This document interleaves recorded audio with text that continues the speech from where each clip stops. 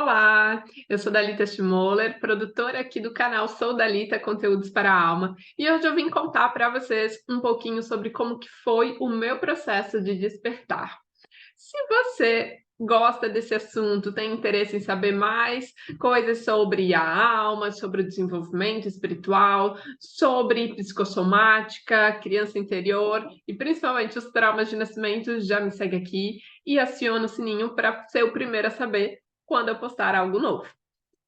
Bom, vamos entrar então nesse assunto, né, do despertar de consciência, despertar espiritual, que está cada vez mais forte, né? Mais pessoas têm passado, a gente percebe essa mudança nos processos de despertar desde 2012, né? Realmente se abriu um portal de consciência onde mais pessoas começaram a se despertar, intensificando mais ou menos ali por 2016, 2017 e quase explodindo, né? Devido à pandemia em 2020. A minha primeira onda de despertar, ela veio mais ou menos em 2012, devido ao falecimento do meu pai. Então, quando eu acabei perdendo meu pai devido a um câncer, aquilo foi muito forte para mim. Na época eu tinha 20 anos, eu estava no quarto ano, indo para o quinto ano de veterinária, e realmente foi como se o meu chão tivesse caído e eu fiquei, ok, e agora o que que eu faço? A dor era muito grande, era muito intensa e não havia uma cultura de ir buscar apoio psicológico para superar o luto. Era basicamente, olha, aconteceu, agora você precisa ser forte, seguir em frente, é isso e acabou. Então, eu lembro que eu acordava, às vezes, à noite, chorando muito, aquela dor, pensando que, né, que era um pesadelo, que ia passar. E nisso eu fui para o último ano de faculdade.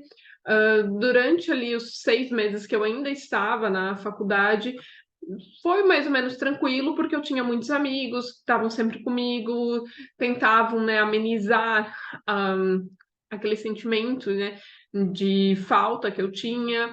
Eles passavam na minha casa, me chamavam para fazer milhares de coisas, para que eu não ficasse ali, né, matutando, né, assim, sofrendo sozinha. E quando chegou na metade do ano, eu mudei de cidade para fazer o estágio final. E eu fui para lá, assim, muito perdida emocionalmente, né? Todo esse período ali para definir o estágio, com o que que eu ia querer trabalhar na veterinária, foi muito pesado para mim, porque eu não estava emocionalmente bem para fazer as entrevistas, eu nem sabia direito o que eu queria fazer, e eu lembro, assim, de falar assim, eu tô deixando a vida me levar para onde tiver que ir, eu vou, o que tiver que ser, vai ser, e deu. Porque eu realmente não conseguia, eu não tinha forças para olhar para a minha vida naquele instante. Eu estava completamente vidrada na morte. E aí, nesse processo, eu fui para Londrina, comecei a fazer meu mestrado na UEL, e eu não gostava, mas eu estava lá assim, não, preciso fazer alguma coisa, isso vai ser bom para mim. Era algo até que eu conversava com o meu pai, né, a área de suinocultura, então, não, eu tenho que seguir por aqui. Só que, somando ali de estar fazendo algo que eu não gostava, mas a dor desse luto não resolvido, eu acabei entrando num quadro de depressão super profunda, mas que eu escondia de todo mundo à minha volta, porque eu não queria preocupar a minha família. Eu tentava ainda ir para algumas festas, já não saía tanto, mas ainda tentava ir para alguma que outra coisa, né? Antes do meu pai falecer, eu era uma pessoa super festeira, de muitos amigos, e depois disso eu me fechei, né? Fui me fechando para o mundo. E nesse período em Londrina foi a época que eu comecei a fechar mais forte, assim, né? Eu comecei, não, acho que eu não vou, não quero. E fui entrando nesse período mais recluso, né?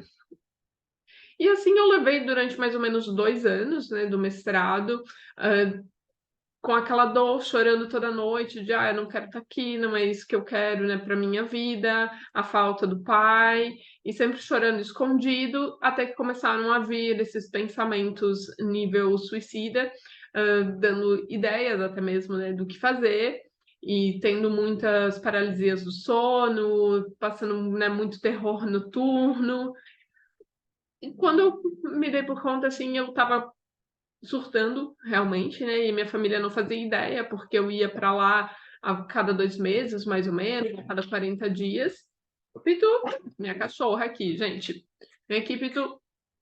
Eu ia para lá a cada 40 dias, mais ou menos, e então eu conseguia disfarçar, né, essa depressão, essa solidão, né, que eu sentia em todas as células do meu ser e que estavam me corroendo realmente por dentro. E foi nisso que um dia eu cheguei e eu falei que eu queria ir embora, porque eu não estava mais dando conta, não aguentava mais, e eu pedi para ir embora, que eu ia dar um jeito de terminar o meu mestrado, né, de casa. Na época eu já tinha completado os créditos e o que eu precisava era escrever. Então eu fui para casa, só que eu achei que chegando em casa as coisas iriam melhorar, e na verdade pioraram, porque uma vez que eu estive em casa, eu me dei conta da falta no dia a dia que meu pai fazia. Para somar, nesse período acabaram falecendo 2 cachorras que eu tinha. Uma eu era extremamente apegada, né, uma era do meu pai, a outra era da família, assim, e as 2 acabaram falecendo. E quando a Meg faleceu, assim, foi a gota que faltava, né, para transbordar ali toda aquela conflito emocional que eu vinha tentando conter dentro de mim. E aí em casa eu ia tentar estudar, ia tentar escrever, e eu comecei a ter crises de pânico, porque a minha alma não suportava ver aquilo, eu odiava, né, aquilo que eu estava fazendo.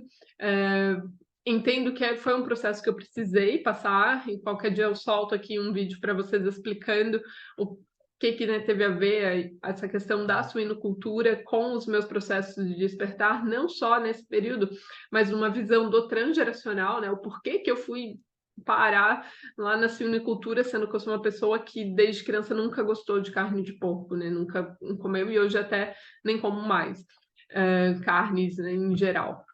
E, enfim, voltando, quando eu cheguei em casa e eu comecei a perceber, né, a falta ali, que meu pai não chegava para o almoço, né? Nisso já faziam 3 anos que ele tinha falecido, mas eu sempre estava longe, então, por mais que eu estivesse sofrendo, ainda poderia, né, alimentar aquela ilusão, assim, não sentia tanto lá a falta nessas questões corriqueiras do dia a dia. O luto veio com muita força, né? E eu comecei a ter cada vez mais insônia, ataques de pânico e a ficar desesperada, assim, e pensando que para minha família talvez fosse melhor se eu simplesmente me jogasse dentro do rio, se eu acabasse, ia ser menos vergonhoso do que o fato de eu não querer terminar o meu mestrado, e eu me sentia um fracasso, eu me sentia uma vergonha, eu me sentia um peso muito grande para minha família, porque eles ainda me sustentavam financeiramente, e isso tudo era muito difícil para mim, o fato de depender deles e ver as dificuldades dele e saber que eu estava fazendo algo que eu não gostava, e era como se eu não estivesse, então, valorizando o esforço que eles estavam tendo ali para mim, mas ao mesmo tempo havia esse conflito da minha alma, então era muita, muita culpa, assim, a níveis extremos, onde a solução mais prática seria, então, cometer um ato, né, contra a minha vida. E a sorte, vamos falar assim, é que eu, nesse processo de crescimento na vida mesmo, eu sempre tive uma visão. Aí que tá acabando a bateria aqui, gente. Uma visão, uma curiosidade sobre existir, né? Existir em outras vidas. Eu venho de uma educação católica, mas eu sempre tive muita curiosidade em saber sobre questões do paranormal, de saber sobre outras vidas, sobre o espiritismo. E um ano antes de eu perder o meu pai, eu comecei a frequentar um centro espírita na faculdade, e para minha mãe foi assim, nossa, como assim indo, né, no centro espírita? Mas eu vejo assim que foi tudo muito orquestrado, sabe? Até a saída para o centro espírita, onde aquilo foi me preparando para o que estava por vir, porque esse centro que eu frequentava, eles têm um trabalho de apometria, e na minha primeira vez lá, apareceu de uma vida em que nós éramos, né, a mesma família, a mesma composição familiar. Meu pai tinha acabado falecendo de um ataque no coração, tal, e Isso veio na minha primeira apometria, e 1 ano depois disso, meu pai acabou descobrindo o câncer, e mais alguns meses depois acabou falecendo, né. Então eu vejo todo esse preparo que a espiritualidade já teve comigo desde lá. E então, quando chegou nesse auge da depressão, né, que a minha alma ali não aguentava mais de eu estar fazendo algo que eu não gostava, e a dor somando a tudo, eu a minha família percebeu que não era uma frescura, que eu não estava ali, ai, procrastinando à toa, que eu não estava me fazendo, né, de não querer fazer as coisas que eu precisava fazer, que realmente ainda tinha algo acontecendo comigo. E aqui eu não aponto para eles nem nada disso, porque naquela época não era mostrado, né, como a gente tem hoje das questões emocionais. Ninguém ligava para uma doença emocional, a depressão era frescura, tipo assim: "Ah, você perdeu teu pai, você tem que seguir em frente. Ah, você está fazendo algo que você não gosta? É, a vida é assim, porque trabalhar é luta, trabalhar é pesado". Não tinha essa questão, né, de você buscar a sua missão de alma, de fazer coisas que te deem prazer, como profissão. E eu fui para uma psicóloga e nessa psicóloga eu fiz lá uma sessão e ela falou: "Ai, que era pra eu ir para um psiquiatra, que ele ia me dar um remedinho e eu ia ficar super bem". E eu estava desesperada, né, "Meu Deus, preciso, né, realmente desse remedinho, porque eu preciso terminar isso, eu tenho que continuar sendo aquela menina de ouro, né, que passou no primeiro vestibular, que sempre esteve ali entre as primeiras, que dá orgulho para a família, né". E aí eu fui em busca desse psiquiatra, ele me deu medicações para dormir, porque eu não dormia, eu só chorava e a depressão era, muito, muito forte, né, a pressão à noite, principalmente, e me deu mais alguns remédios para que eu pudesse, né, ter forças para fazer o meu processo. Que nisso eu tinha 22, 23 anos, e eu tinha um negócio, assim, de que não, o remédio não é o caminho, você não deve tomar remédio, não é por aí, em que você deve ir, tem que existir outra coisa, tem que existir outra coisa, tem que existir outra coisa. E aqui que fique bem claro, eu não estou falando para ninguém: "Ah, não toma um remédio, não, né, não faça isso, não faça aquilo". Cada um tem o seu processo e eu estou aqui contando como que foi o meu, né, como que se sucedeu o meu. Então, vamos lá, eu comprei a medicação e eu guardei ela, e aí eu tomei acho que uns 2 dias e isso começou a ficar muito forte de que não era por ali, e eu resolvi que eu não ia mais tomar e que eu ia procurar alguma coisa que tirasse aquilo de mim realmente e não só me entorpecesse e que eu fosse ficar, de certa forma, dependente, né, porque eu tinha muito medo de ficar dependente, pelo menos era algo assim que pulsava muito forte, né, dentro de mim, e eu vejo como sendo até uma intervenção dos meus guias, realmente, de que eu pudesse usar aquele processo para esse despertar, né, essa emergência espiritual. E aí eu consegui encontrar uma pessoa que fazia reiki. Ela tinha vindo de fora, né, tinha vindo de outra cidade, porque a cidade da minha família é uma cidadezinha pequena no interior do Paraná, e assim, naquela época, né, era difícil até em grandes centros você ouvir falar sobre esse mundo terapêutico. Imagine, né, numa cidadezinha do interior, do interior, do interior, né.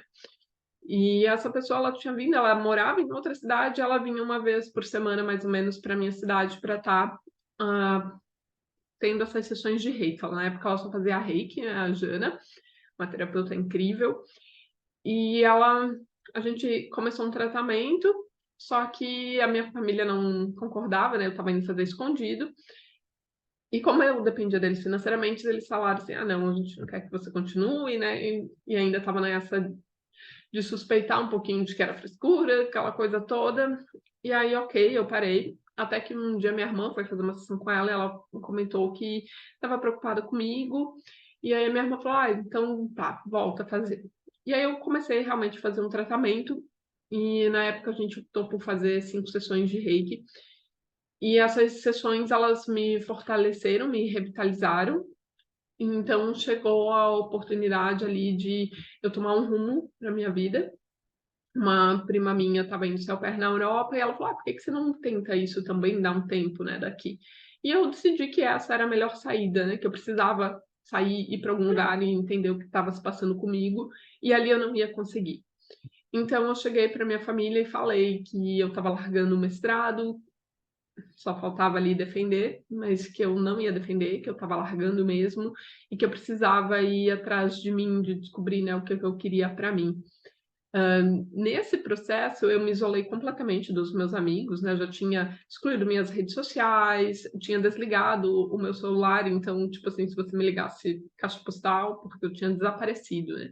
Uns amigos que tinham contato com as minhas irmãs, tinham notícias minhas através delas, porque eu não queria mais falar com ninguém. Então, essa fase de isolamento social que vem com o despertar espiritual, para mim foi muito forte. Demorou muito, muito tempo para eu voltar um pouco mais na sociedade. Dá para dizer que agora é que eu estou voltando realmente, né, que depois desse período, sim, voltei a ter contato com os meus amigos, mas ainda assim muito menos do que eu tinha anteriormente. E então ali eu consegui me fortalecer, ficar, né, cada vez mais conectada com a minha própria energia, com os meus guias, fui começando a meditar, a buscar essas respostas dentro de mim.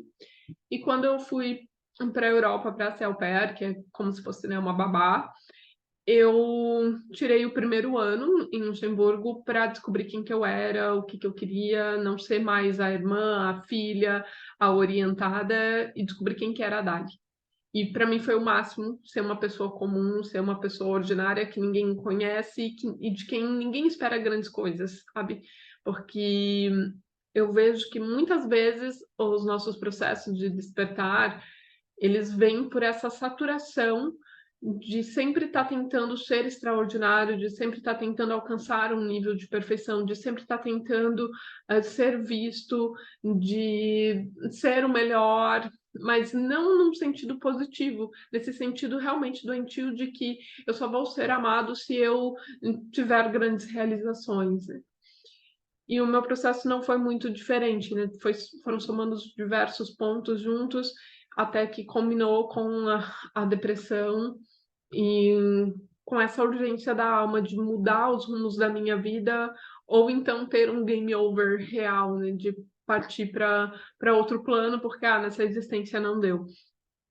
E quando eu estava lá fora, então foi um período, assim, que eu busquei muito de descobrir coisas novas, eu saí da influência, né, do campo familiar, então isso me ajudou muito, né, que a gente tem aqui o campo criminológico, das influências da família, né, dos dramas ali da nossa constelação familiar, né, e estando fora, tirou um pouco desse peso, como também tirou grande parte do peso ali do luto, por eu não estar mais em conexão com aquelas, lembranças e estar também vivendo muita coisa nova, né, então meu cérebro estava hiperestimulado pelas novidades e não focava na dor, então eu tinha tempo para olhar para outras coisas, o que foi muito, muito importante para mim naquele momento. No segundo ano que eu estava fora, eu comecei a fazer os meus cursos, as minhas formações, comecei com o Reiki, fui para Barras de Axis, e então eu fiz o New Paradigm Multidimensional, 13D, que é uma terapia multidimensional e que me trouxe essa expansão maior de consciência, o entendimento dos processos de canalização, compreender que aquelas informações que eu captava, muitas das coisas que eu escrevia, que eu falava para as pessoas, que eu via, era sim um tipo de mediunidade, né, uma canalização conectada com grandes mestres espirituais, e eu aprendi a como me defender de charlatões da espiritualidade, né, que viesse ali espíritos inferiores tentando se passar por esses mestres, selecionar bem as energias com quem eu iria trabalhar, conseguir aprender a identificar quem eram os meus guias, né, a minha guia mais forte é a mestra Nada e também a deusa Isis, né, ambas são as minhas guias maiores, assim, que eu canalizo, com quem eu tenho mais contato, e então eu fui aprendendo a trabalhar com elas através desse curso, o que me trouxe assim muita conexão com a minha intuição para entender quais eram os próximos passos que eu deveria dar na minha alma, na minha jornada aqui na Terra. E aí aquilo me trouxe novamente para o Brasil, né? Eu entendi que eu precisava voltar. E nesse voltar veio, sim, muitos desses fantasmas dos quais eu tinha deixado aqui e tinha ido embora, para não ter que olhar, então eu tive que olhar, porque não é assim, né, às vezes a gente pensa: "Ah, vou deixar tudo para lá e vou fugir", só que você foge, a tua sombra ela vai contigo, né, não tem como você fugir da sombra, ela tá sempre te acompanhando.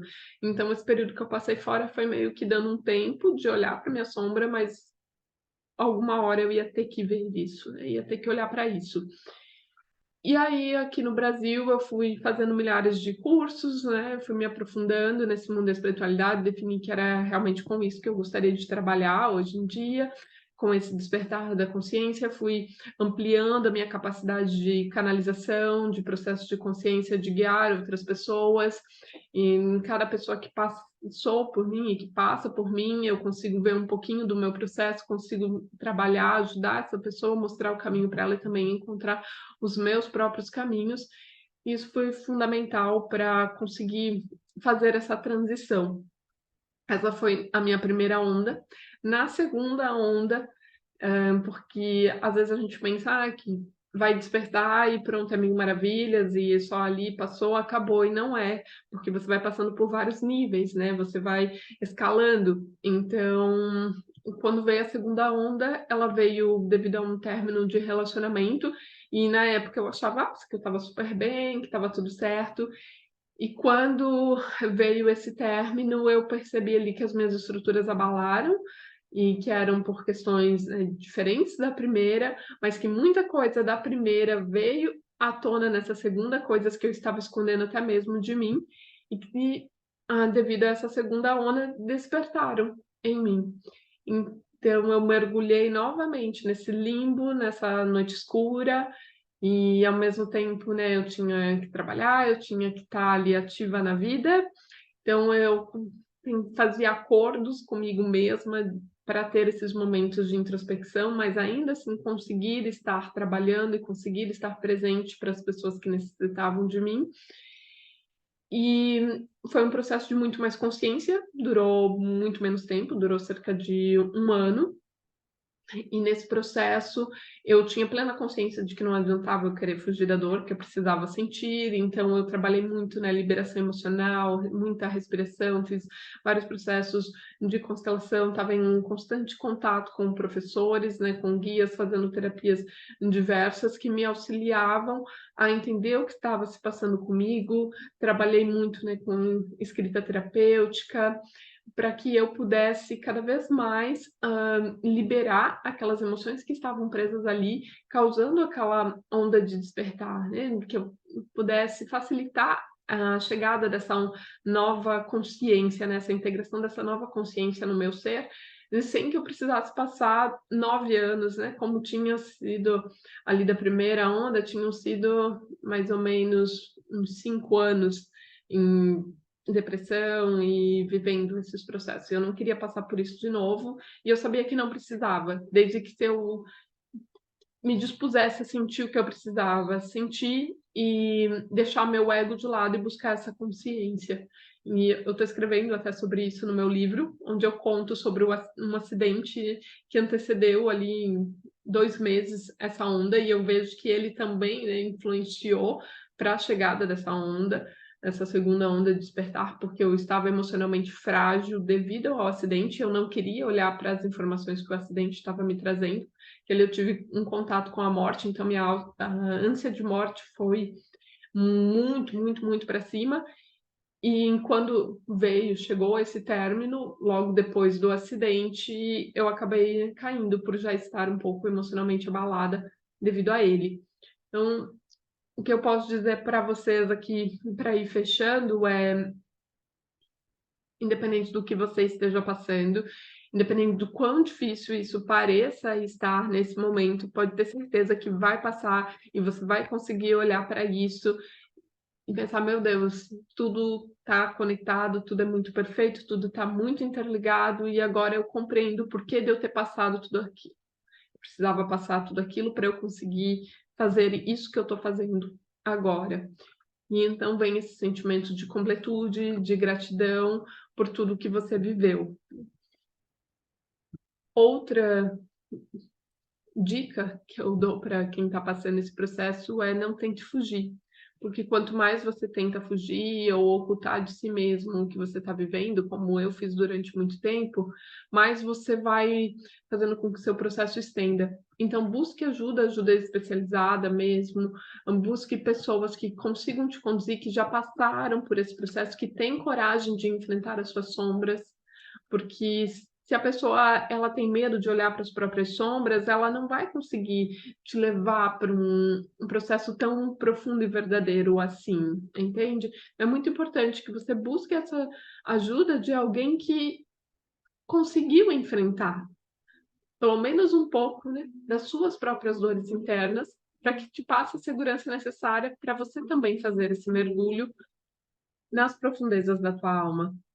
E pode ter certeza que uma vez que você mergulhe, que você volte à superfície, você terá renascido, será uma nova alma encarnada aqui na Terra em um mesmo corpo. Pelo menos uma nova consciência da sua alma, que vai surgir aqui e vai fazer muitas, muitas coisas boas para a humanidade e para sua própria evolução.